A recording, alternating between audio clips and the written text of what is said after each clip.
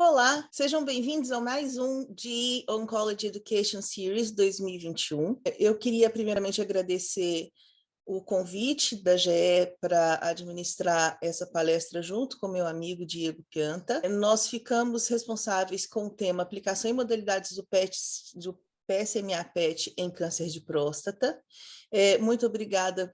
Vou nomear aqui o Will e a Patrícia pelo convite. Nós ficamos muito honrados e bem satisfeitos de estar aqui falando sobre esse tema.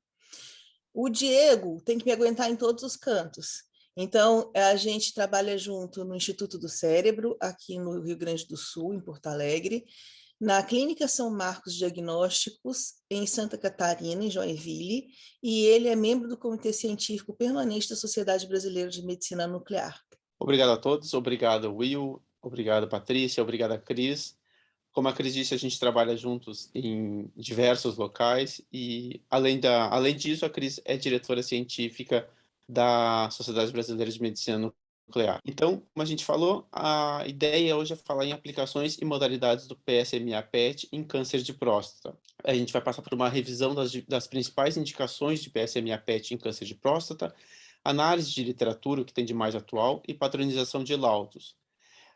Para isso, a gente vai falar, então, uma introdução de PSMA, introdução de PET-CT, revisão de cenários clínicos da doença, indicações e laudos, e demonstração de alguns casos em que a gente pode ver isso de forma prática. E, Diego, você quer começar falando para a gente o que é um PET-CT? Então, de forma rápida e objetiva. O PET-CT é um equipamento de imagem híbrida que ele se utiliza de radiofármaco emissor de pósitron. O pósitron, então, ele pode ser obtido de duas formas, basicamente. Num ciclotron, que é o que a gente vê nessa primeira imagem. Ali em cima, à esquerda, a gente tem uma porta de uma espessura muito, muito grande, que é o que dá acesso ao ciclotron. O ciclotron é um acelerador de partículas, que gera, então, o pósitron. E aí, uma vez gerado esse pósitron, a gente faz a combinação com as moléculas e passa por um controle de qualidade que permite, então, que a gente faça essa injeção no paciente. E essa imagem, esses controles de qualidade, o ciclotron é lá do INSER, onde a gente tem um centro produtor de radiofármacos, onde a gente produz por ciclotron os radioisótopos. Só que nem todos os radioisótopos são produzidos via ciclotron. Eles podem ser gerados também através de geradores, como é o caso desse, que é um gerador de germânio-galho 68, que se utiliza basicamente para galho PSMA, para galho DOTA, e assim como no PET, no isótopo gerado por ciclotron, ele também passa por um controle de qualidade antes de ser injetado no paciente. Uma vez, então, injetado no paciente, esse material é metabolizado no organismo e o paciente é submetido ao exame propriamente dito de PET-CT, como a gente vê nesse equipamento, que é o que a gente tem no INSER, que é um PET da GE, que é a combinação, é a fusão das imagens tomográficas com as imagens metabólicas. E aí, o que é PSMA? O PSMA, ele é um antígeno específico da membrana prostática. Ele é uma proteína transmembrana tipo 2, codificado com folato de hidrolase 1. E o que a gente está olhando quando a gente faz a imagem do PSMA? O antígeno específico da membrana prostática, ele reside na membrana das células, como o próprio nome diz. E a sua maior parte, que é 95% dele, está localizado no espaço extracelular. Ele está presente também no tecido prostático normal, como a gente consegue ver nessa tabela, só que ele está hiperexpresso nos cânceres de próstata. 90% dos cânceres de próstata tem essa proteína hiperexpressa. E esse aumento da quantidade de molécula do PSMA, ela aumenta quanto maior é o Gleason do paciente. E é por esse motivo que ele acaba sendo um alvo muito interessante.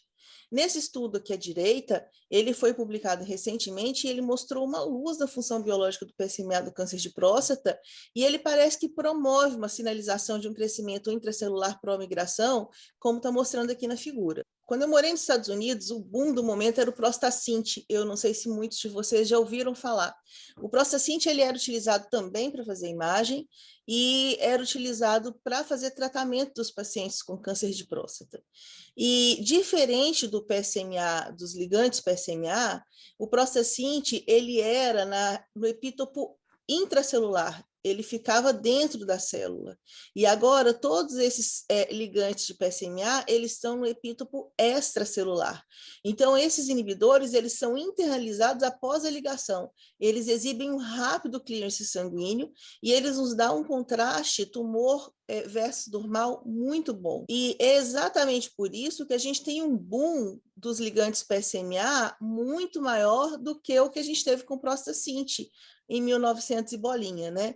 Então, aqui a gente consegue ver o número de publicações por ano, e quando veio o PSMA galho 68, que é o que nos dá uma imagem mais nítida, com esse contraste alvo-fundo melhor, a gente vê que a gente tem um boom enorme, né? Nessa imagem aqui, a gente tem uma descrição da biodistribuição do PSMA marcado com galho. Então, aqui a gente tem a biodistribuição, as TACs, o Time Activity Curve, do PSMA nos tecidos normais, sem a concentração, sem a hiperexpressão da molécula do PSMA, e aqui a gente tem o gráfico dos locais dos tecidos doentes. E o que a gente consegue enxergar é que a gente tem um clearance progressivo do material nos tecidos comuns, enquanto nos tecidos doentes a gente chega a ter, inclusive, um aumento de captação ao longo do tempo. E o PSMA, ele aumenta com o aumento da agressividade da doença primária, pela presença de metástases ao início da terapia, de privação androgênica, e ele aumenta também na transição para o status resistente à castração. E esse paciente é um paciente que estava com uma recidiva bioquímica, ele iniciou a terapia androgênica e 3 semanas depois ele repetiu o PET com PSMA. E o que a gente consegue ver é um aumento de intensidade da captação das lesões já vistas anteriormente, e até parece que surgem lesões novas. Mas essas lesões, elas não são novas, elas só ficaram mais visíveis. E esse é um fenômeno que a gente já conhece já há muito tempo, quando a gente faz a cintilografia óssea, que é conhecido como o fenômeno FLAIR. E, Diego, você quer falar sobre essas biodistribuições dos radiofármacos que a gente tem? Basicamente, para a gente poder falar do que é normal ou o que é anormal, a gente precisa conhecer como é a biodistribuição normal do PSMA. A gente trabalha de forma muito fácil de diferenciar PSMA marcado com galho 68 e PSMA marcado com fluoro, o PSMA 1007, que é o que a gente tem no Brasil atualmente. Todos os dois têm concentração em glândulas lacrimais, em glândulas salivares e nos rins. A diferença básica: o PSMA marcado com galho, ele tem uma concentração moderada em fígado e baço, moderada em duodeno, intestino delgado e uma concentração bastante marcada em bexiga, ao passo que o PSMA marcado com fluoro, PSMA 1007, tem uma concentração um pouco mais evidente em fígado e baço, um pouco mais evidente em intestino, em duodeno, intestino delgado, e, por outro lado, muito menor concentração em bexiga, ou seja, a excreção dele é muito mais hepatobiliar do que urinária. E isso tem as suas implicações. Então, quando a gente passa para os vários tipos de PSMA, a gente nota essas diferenças. Então, a gente tem os que são de excreção predominantemente renal e o que tem de excreção predominantemente hepatobiliar. De todos os ligantes, então, PSMA para PET que vem surgindo, o que tem maior afinidade é o PSMA 11. Só que as novas moléculas marcadas, como eu disse, com o fluor 18, estão chegando, já é uma realidade no nosso país, e a gente chama atenção, então, do 1007, que vem desde 2016. E, como eu disse, a peculiaridade é a não eliminação urinária, o que passa, então, por uma qualidade de imagem no leito prostático, por permitir uma melhor avaliação de possíveis recidivas locais. Eu só queria fazer um adendo, Diego, porque, assim, esse foi o percurso que a gente levou do PSMA marcado com galho até o melhor PSMA marcado com flúor que a gente tem até o momento, né? Então, assim, o que é interessante a gente ver é que, primeiro, a gente teve esse primeiro radiofármaco que foi utilizado para fazer diagnóstico, que é o PSMA-11 marcado com galho. E aí, depois, a gente passou por 2 PSMAs diferentes, que é o PSMA-I e T, que é de imagem e terapia, e o PSMA-617. Todos esses dois, eles tinham uma visão de molécula de teranóstico, e aí diminui bastante a concentração na região de glândulas salivares. A primeira molécula que a gente teve marcada com flúor foi essa DCFPYL. E aí, olha só o blood pool que a gente tem, né? A marcação que a gente tem em vasos é uma marcação muito acentuada. E a gente perde, então, toda aquela definição, a boa definição alvo-fundo que a gente tinha na molécula marcada com galho. E depois ela veio uma outra molécula que foi a segunda geração marcada com o flúor 18, que é esse MIP, que a gente já estava achando uma molécula muito boa, até que finalmente veio o PSMA 1007, que tem a excreção, então, como o Diego disse, primária hepatobiliar, que diminui a concentração na bexiga, e a gente tem um tipo de concentração bem semelhante ao PSMA 11 marcado com galho. Então, a gente tem aí a molécula que chama atenção como a melhor molécula marcada com flúor que a gente tem até agora, né? E aqui é o nosso primeiro paciente que a gente fez marcado com PSMA 1007 com flúor no Brasil.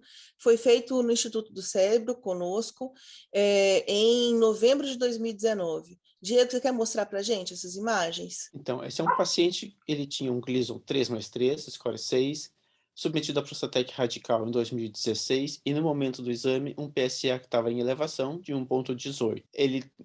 E aí nas imagens o que a gente vê? A gente vê muita captação em MPelv, semelhante à doença de Page poliostótica, mas também tinha outras áreas escleróticas e focalmente hipercaptantes. E o paciente tinha, o que a gente concluiu então? Que ele tinha metástases ósseas associadas à doença de Page na pelve e na coluna. Então não era um diagnóstico exclusivo, mas a gente tem a captação nas lesões e também no Page. E na coluna, o que vale a pena a gente mostrar aqui, olha, é aquele sinal do Mickey Mouse, né? Da orelhinha do Mickey Mouse que a gente enxerga, que é bem típico de doença de Paget em coluna. Exato. E aí vocês podem perguntar para a gente, então, né? Qual o melhor marcador usar? O PSMA marcado com flúor ou o PSMA marcado com galho? Diego, o que você acha? Eu posso ser um pouco tendencioso, porque a minha qualidade de fazer exame com flúor 18, a imagem é mais bonita, é mais fácil de interpretar. A gente tem um perfil diferente de energia que consegue definir melhor as lesões menores.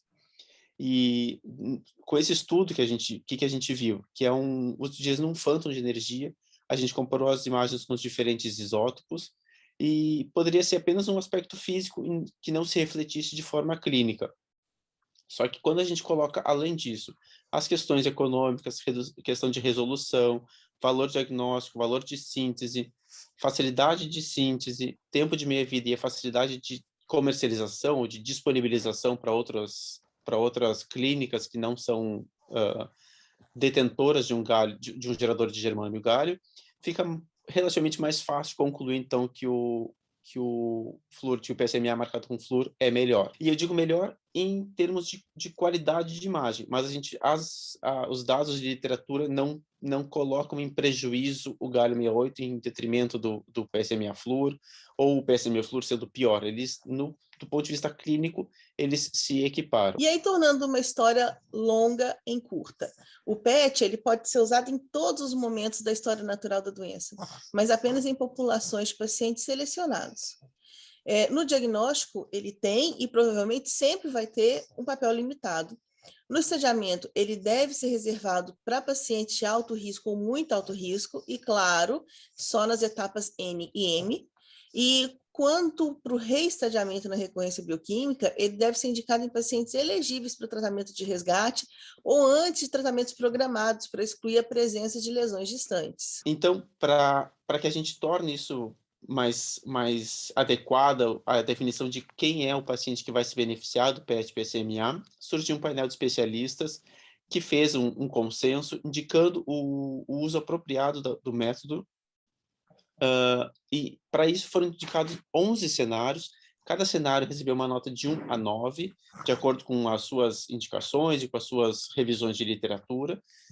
Os cenários, a nota de 1 a 3 indica que o cenário ele não deve ser necessariamente uma boa indicação para o uso de PET-PSMA.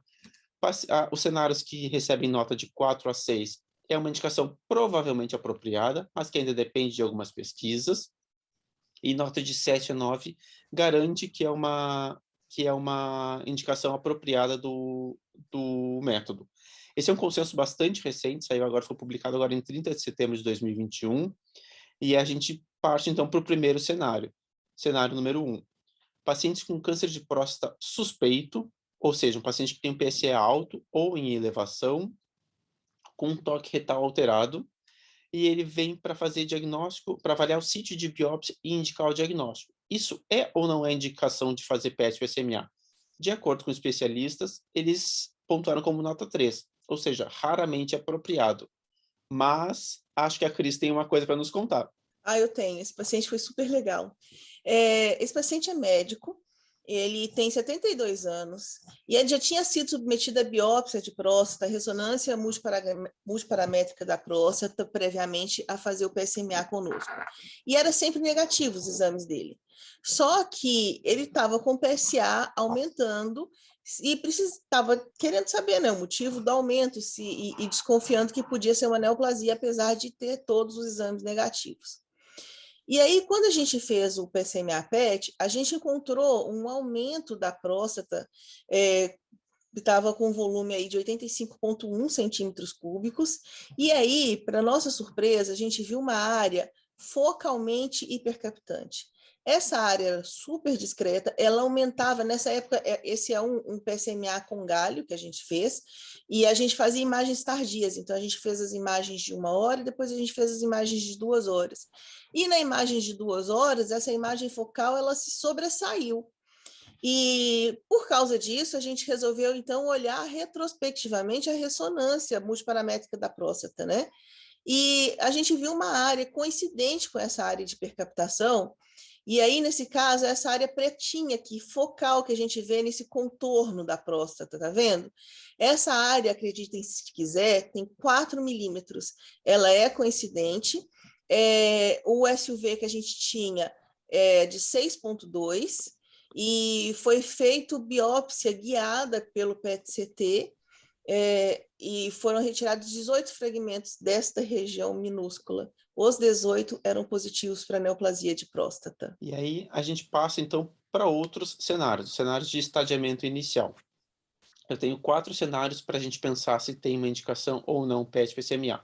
Cenário número 2, paciente com câncer de próstata de muito baixo, baixo ou risco intermediário favorável. Nota 2, raramente apropriado. Cenário número 3, câncer de próstata recém-diagnosticado, de risco intermediário desfavorável, alto ou muito alto risco.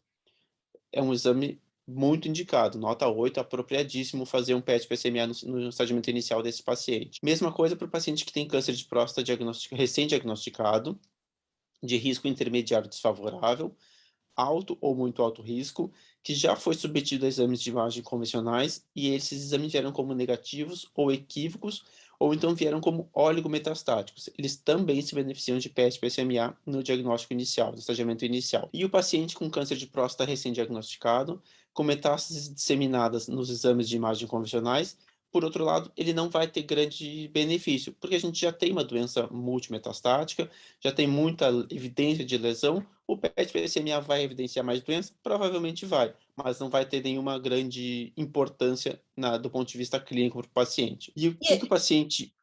Pode Por falar. favor. Bom, e aí, o que os clínicos querem saber?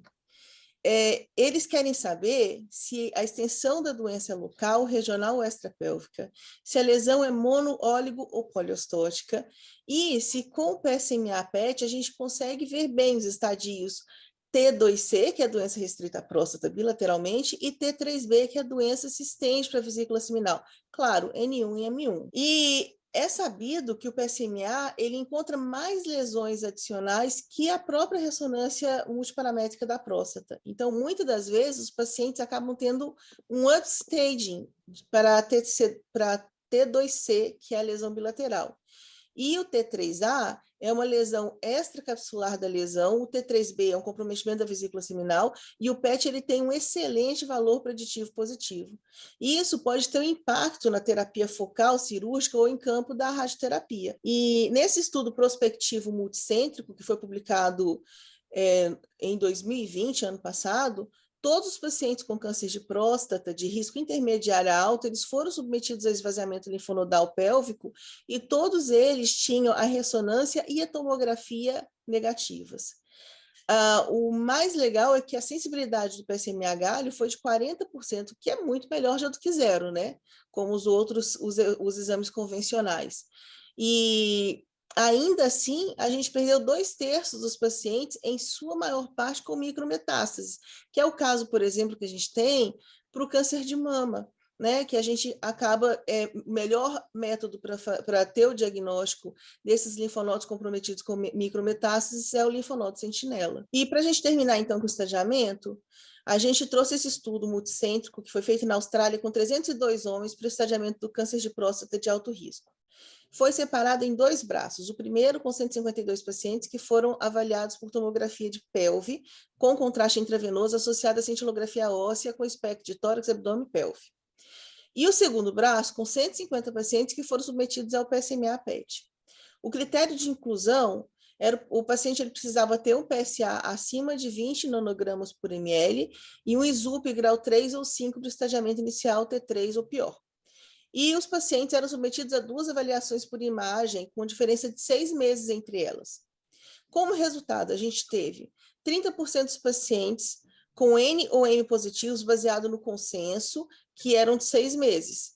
E as imagens convencionais, elas tiveram os achados mais incertos. O PSMA, ele mudou muito mais o manejo dos pacientes e foi associado a menor exposição à radiação do que as imagens convencionais, nos deixando concluir que o PSMA-PET ele teve uma performance melhor do que as imagens convencionais, a ser validado, e ele vai se tornar um exame padrão em pacientes com alto risco do câncer de próstata. Esse caso, então, é um outro paciente de 81 anos, também médico, é um conjunto de imagens de caso cedido pelo Dr. Juliano Cerci. O paciente abriu um quadro com aumento de PSA e, no momento do diagnóstico, era 8,4.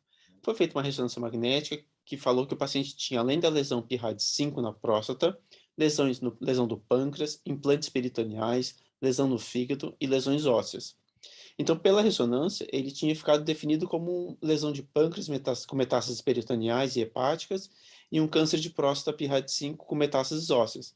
E aí a gente precisava definir se era isso mesmo.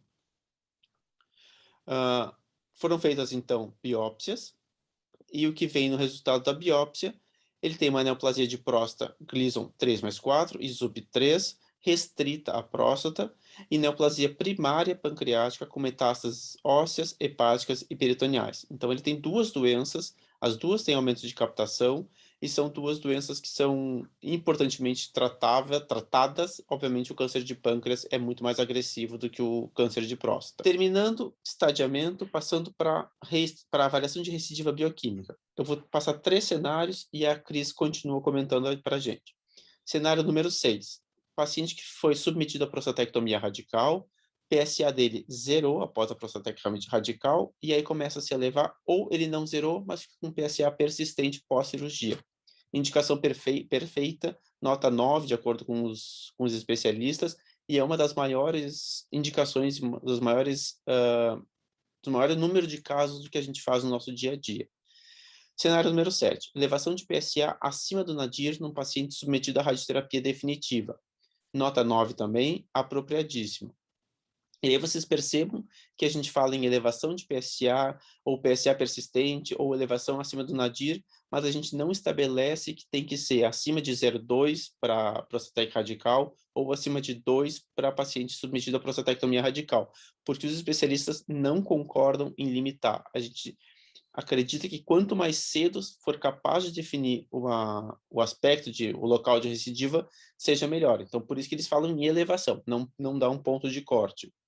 E o cenário número 8, elevação de PSA num paciente submetido à terapia focal para o tumor primário, ou seja, não tirou a próstata inteira, fez alguma terapia focal com radiação focal ou uma cirurgia, uma hemiprostatectomia, e esse pode ser apropriado porque a gente sabe que, como ficou tecido prostático normal, a elevação de PSA também pode ser esperada e pode ser normal. Cris? Bom, e aí pensando então em terapia de resgates em pacientes com câncer de próstata. Aqui estão concentradas quais são as perguntas que a gente deve fazer como clínicos para decidir qual será o melhor tratamento empregado. A primeira é: aonde está a lesão? Ela é localizada ou ela é distante? E quando devemos fazer terapia de resgate? Imediatamente ou talvez um pouco mais tardiamente? Quem é o melhor candidato e quais são as toxicidades? Desde 2019, a gente entrou para o guideline europeu, em 2020, a gente entrou para o guideline americano. E nos últimos 5 anos, o PSMA vem sido testado e validado para pacientes com recidiva bioquímica com resultados promissores. Como a gente pode ver nesse gráfico, a gente tem uma visitante, gente, desculpa, vou deixá-la aqui, que é melhor. Bom, como a gente pode ver nesse gráfico, o PSMA ele tem uma taxa de detecção de aproximadamente 56% em pacientes com PSA abaixo de 1, enquanto a colina é de aproximadamente 25%. E a eficiência de detecção é importante quando a gente está lidando com a recorrência bioquímica. Existem outras publicações com resultados semelhantes. E, por enquanto, a gente vê que naqueles pacientes que têm PSA abaixo de meio, fazer um PSMA PET seria a mesma coisa que jogar uma cara ou coroa. Mas aí depende muito da ansiedade dos pacientes, porque acaba contando muito. E se a gente consegue detectar em 50% dos casos, ao menos desses pacientes aonde já está a lesão, às vezes pode valer a pena, né? E a janela de diagnóstico seria, então, o PSA entre 0,2 a 0,5. E esses valores, eles são encontrados nos estudos internacionais e também foram confirmados por um estudo multicêntrico do nosso amigo Juliano Cerci, que é o autor principal, com o apoio da agência. Diego, conta pra gente como é que foi esse artigo. Então, esse é um artigo que envolveu 15 países, vários centros com experiência em PET-PSMA, e foram mais de 1.000 pacientes. Esses 1.000 pacientes foram divididos, então, de acordo com o nível de PSA, com outras características de doubling time, Gleason, e eles perceberam a capacidade de detecção foi bastante semelhante ao que a gente já tem observado em todas as publicações. Abaixo de 0,5, a gente tem uma chance em torno de 50%, e aí ela vai aumentando tão alto, tão quanto mais alto for o PSA do paciente. E qual o impacto clínico do PSMA na recidiva bioquímica do câncer de próstata? A gente tem dados disponíveis evidenciando que o uso de PSMA, o PET-PSMA, muda a conduta em 54% dos pacientes. E aí a gente se pergunta também qual o impacto que a gente tem na radio-oncologia. Nós temos dados disponíveis evidenciando que o uso do PSMA ele muda a conduta em 52%. Nós também temos vários dados na literatura mostrando que o impacto clínico do PSMA PET na radioterapia, como nesse caso que a gente vê aqui, que é um paciente de 74 anos com neoplasia de próstata Gleason 6, foi considerado um T3N0M0 pelos métodos de imagem convencionais. E aí o PSMA PET, ele mostrou o linfonodo pré-sacral e outro reto-peritoneal positivo. E aí foi feita, então, a radioterapia, que se estendeu até os linfonodos pélvicos, e o nível de PSA dele caiu para 0,2. E passando, então, para outros cenários, então. Câncer de próstata resistente à castração não metastático numa imagem convencional. Esse paciente se beneficia ou não se beneficia de fazer PET-PSMA?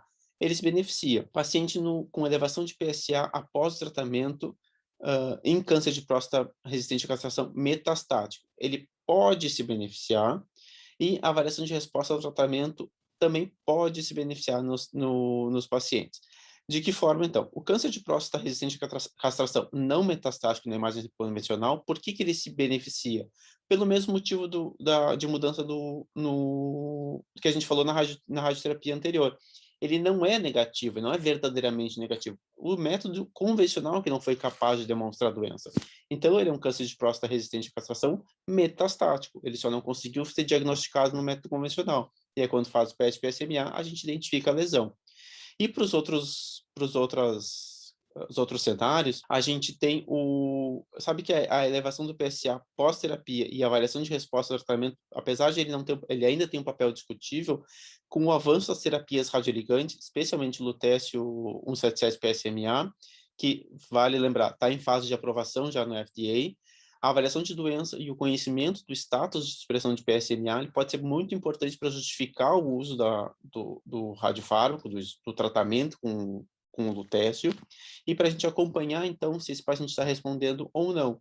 Então, por isso que mesmo a gente já tendo uma doença multimetastática, mesmo assim esse paciente vai se beneficiar de fazer um PET-PSMA. E aí, então, a gente passa para o próximo passo, que é como verdadeiramente laudar. E aí a gente vem para as várias questões. E é uma Existem dúvida cruel, dois né, Diego? grupos principais. Oi. Não, eu ia falar, é uma dúvida cruel, porque isso foi uma discussão que a gente teve durante algum tempo, alguns anos, né? O que a gente vai usar? Como que a gente vai laudar? O que a gente usa de referência? Mas, desculpa Exato. te intrometer, pode Não, não tem continuar.